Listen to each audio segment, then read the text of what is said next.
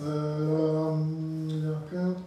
ne sais plus le titre. Voilà, En terre étrangère. Bon.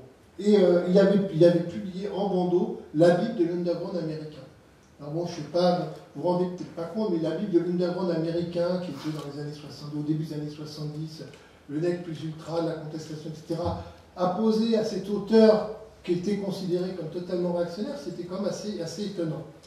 Bon. Et surtout, il va publier tout ce qui compte dans les années 70. Tous les grands auteurs des années 70 vont être publiés chez lui. John Brunner, Philippe Cadic, Udic par exemple, va être publié chez Gérard Klein, Ursula Le Guin, Norman Spinrad, Delany, Lafferty, Silverberg, Farmer, si je donne des titres, Dune, Ubik, Les Seigneurs de la Guerre, c'est de Klein lui-même là. La main gauche de la nuit, Jacques Baron, L'éternité, Tout ça Zanzibar, Le temps incertain, Monades urbaines, Rendez-vous à Rama. Pourquoi j'ai fait cette liste? Parce que tout ça est publié ça en 5 ans.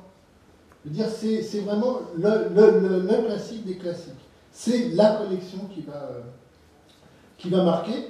Et il va faire aussi donc, un gros travail sur les auteurs français. Il a publié Michel Jury, Sternberg, Ruellan, Curval, Gérard Klein lui-même, Demuth, Pelot, Christian Léroyer, Loïs Muret, Emmanuel Girouane.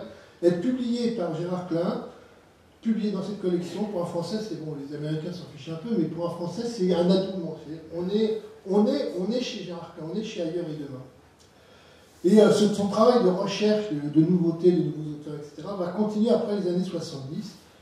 Et il va aussi publier des grandes séries, ce qu'il ne faisait pas avant. Bon, la série Terre-Mère d'Ursula Le Guin, Les Dieux du Fleuve de Philippe-José Farmer, Le cycle de Magicourt de Silverberg, ou Heliconia de Brian Aldiss, et puis Hyperion aussi de Dan Simmons. Ou aussi le cycle de la culture, là, récemment, qui est quand même aussi un grand cycle de science-fiction.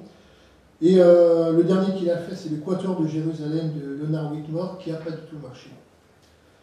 Il publie aussi, il n'y a pas que des chefs-d'œuvre, il le reconnaît lui-même, il publie aussi des livres qui pense qu'il va marcher, et généralement ça marche, c'est notamment tous les préquels de Dune. Vous savez que quand Frank Herbert est mort, il y a eu des tas de romans qui sont passés avant le début du premier roman. Donc, je veux dire, et ça, il les a tous publiés, enfin tous publiés, on a publié 6 ou 12, je ne sais plus. Et dans tous les interviews, il dit, bon, il dit pas que c'est mauvais, il ne faut pas exagérer non plus, il n'est pas suicidaire, mais il dit, mais n'empêche que c'est grâce à ça que je peux publier d'autres choses, parce que